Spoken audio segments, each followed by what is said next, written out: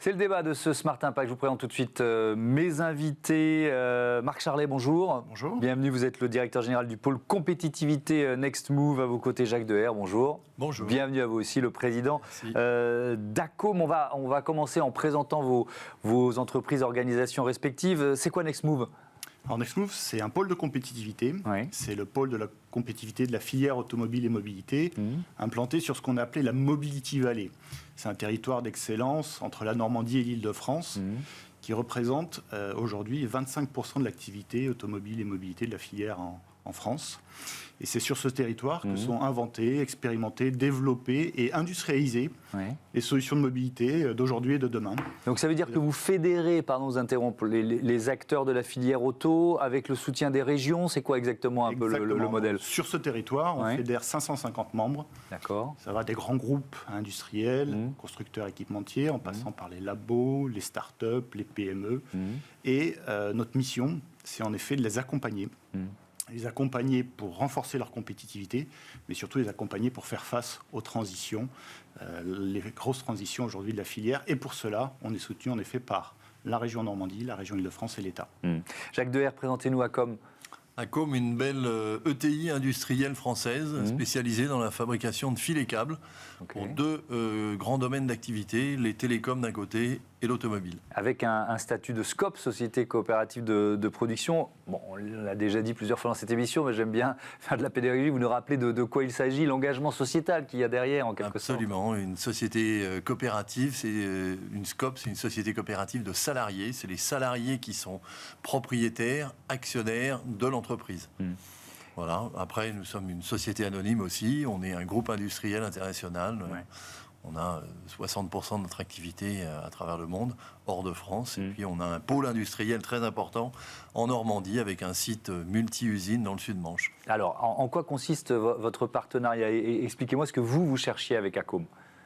Alors nous, chez Acom, en rejoignant le pôle de compétitivité Next Move, on a voulu s'engager dans un mouvement important de dynamique de la démarche de mobilité et autour de notre secteur de prédilection qui est le secteur automobile.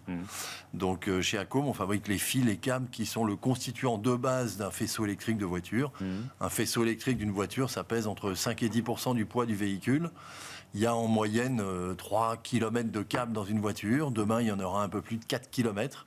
Voilà. Et puis, l'enjeu qui nous préoccupe le plus maintenant, c'est cette transformation de l'industrie pour aller vers la décarbonation et cette prise en compte des problématiques environnementales. Alors, effectivement, Marc Charlet, ces enjeux de décarbonation industrielle, il y a plusieurs leviers d'action. On peut peut-être les détailler un petit peu ?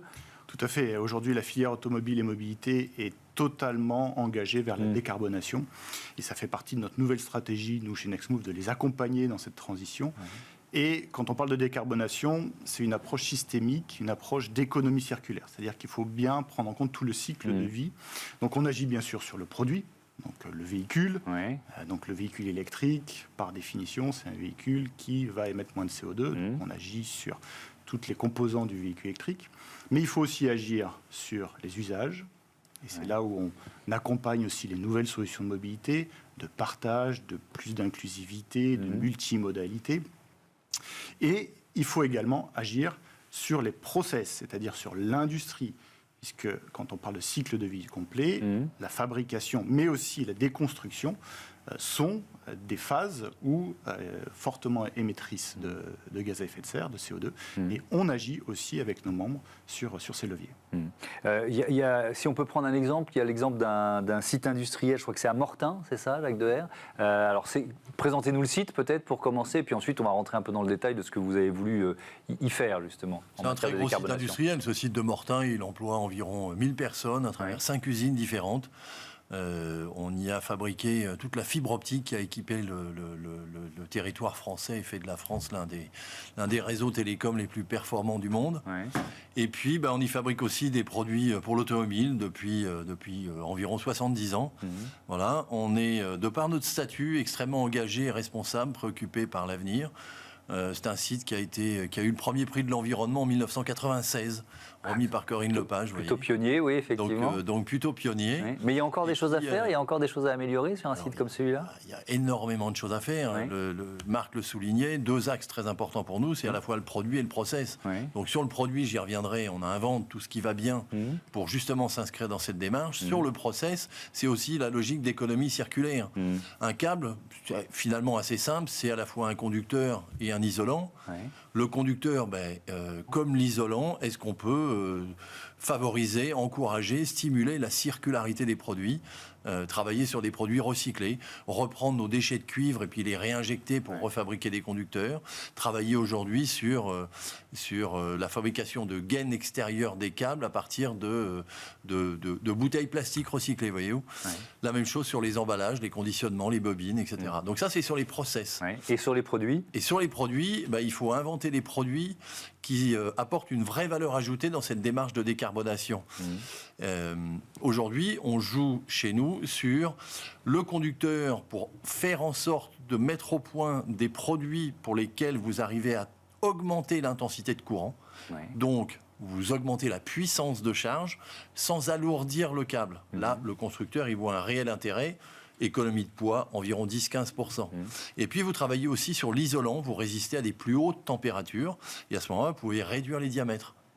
Et là, si vous arrivez à réduire le poids d'un faisceau de véhicule de l'ordre de 10 à 15%, c'est très important. Un faisceau, ça pèse déjà environ 10% du poids du véhicule, ça a un impact très positif. Et donc là, vous nous parlez d'innovation, elles sont en cours, c'est des brevets que vous avez déjà déposés, que vous allez déposer, on est Alors nous, à quelle étape pour quelque On travaille aussi sur la chimie des matériaux, on a mis des produits au point qui sont retenus. Maintenant, on va dire, une grande partie des nouvelles plateformes de véhicules qui seront mis sur le marché à horizon fin de 2023 et une forte accélération à partir de 2025 vont retenir des produits d'Acom qui seront des produits qui seront recyclables, qui seront moins coûteux et qui seront moins lourds, moins pondéreux, donc plus faciles à mettre en œuvre et qui vont contribuer à l'allègement du véhicule. Marc Charlet, votre accompagnement, enfin, quel est votre rôle dans une démarche comme celle-là ? Alors, le pôle de compétitivité a accompagné Acom sur 2 de ses leviers. Le premier, c'est un projet d'innovation, justement, pour ces câbles pour véhicules électriques.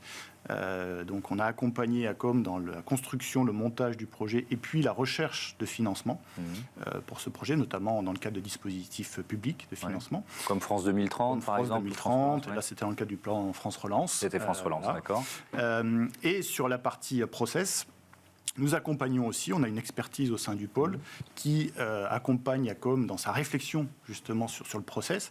Et puis, c'est aussi l'effet de l'écosystème, du collaboratif, où on a proposé à Acom d'interagir avec un membre important du pôle qui est Renault, qui Renault à Flins est en train de transformer totalement l'usine de Flins vers l'économie circulaire. Et donc, on a mis en relation Acom et Flins pour partager ensemble cette vision de l'économie circulaire. Ce sont des clients que vous aviez déjà ? Alors nous, Acom, on travaille à peu près avec tous les grands constructeurs. C'est ce que j'imaginais. Y compris en Asie. Je pars en Chine demain et on travaille avec les grands constructeurs chinois aussi. C'est pas de la délocalisation, en fait, c'est d'accompagner le marché là où il se trouve.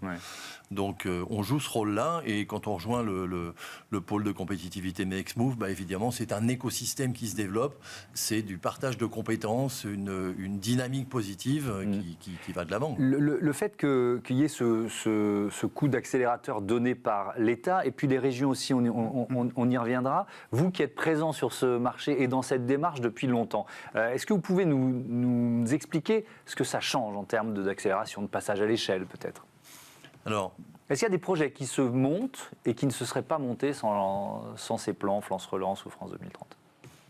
En fait, c'est un véritable écosystème qui se développe, c'est une véritable dynamique avec une logique de partage et un peu l'union fait la force, c'est-à-dire qu'on échange, on travaille en commun. Quand on travaille sur la recherche, par exemple, en amont, c'est important d'avoir nos chercheurs en chimie des matériaux qui puissent échanger avec d'autres industriels du secteur, de la vallée de la Seine en Normandie, qui est un secteur extrêmement dynamique autour de cette industrie, pour aller partager des expériences, pour innover, pour faire des essais aussi extrêmement concrets et utiliser les équipements de tel ou tel autre industriel ou centre de recherche.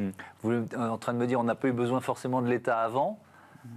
Oui, Mais quand vous avez l'État qui dit allez-y, montez vos projets, et si vous avez de l'investissement, je peux même vous aider et vous accompagner, c'est aussi très concret. Oui, bien sûr. Et les régions, il y a une part d'accompagnement financier des régions également dans des projets régions comme celui-là. accompagnent aussi financièrement. Il faut savoir qu'il y a 5 leviers pour relever ces défis, et ces 5 leviers, ils auront lieu au sein des territoires. Et les régions ont un rôle majeur. C'est le levier de l'innovation, c'est le levier de l'industrialisation, du financement de ces projets d'innovation et d'industrialisation aussi. C'est pour ça que j'insistais là-dessus. C'est le levier des compétences, c'est-à-dire qu'il faut former aujourd'hui les compétences pour répondre à ces mutations. Ça se passe aussi au cœur des régions. Et enfin, le 5e levier, c'est le collaboratif.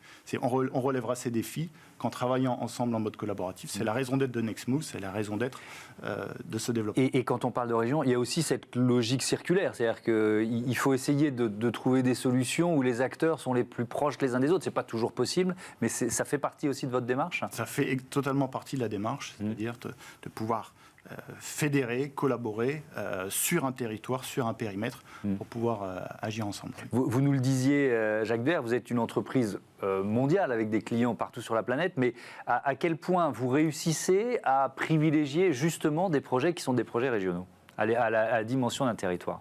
Alors, la région Normandie est très dynamique et très pro-business. Ouais. Et il se trouve que dans cette région Normandie, l'industrie automobile, il y a une place de choix. Et d'ailleurs, c'est probablement l'une des régions françaises les plus dynamiques et les plus importantes pour l'industrie automobile en France. De faire partie de cet écosystème et de pouvoir, comme nous l'étions la semaine dernière, visiter la démarche d'économie circulaire qui est en train de transformer le site industriel de Flins, de travailler avec Cléon, de travailler avec des usines à Caen sur Renault Trucks, de travailler sur... Voilà, ça c'est un véritable écosystème et c'est une vraie dynamique. C'est très important, et la plupart de ces entreprises sont aussi des entreprises internationales. Et puis on y voit aussi des pôles de start-up qui s'implantent, qui se développent, qui créent aussi et qui contribuent à l'écosystème. Merci beaucoup, c'était passionnant. Merci à tous les deux d'être venus nous parler de vos entreprises et organisations. Autre thème tout de suite dans l'émission Start-up éco-responsable, on va parler de Supervan. On reste dans la mobilité, vous allez voir.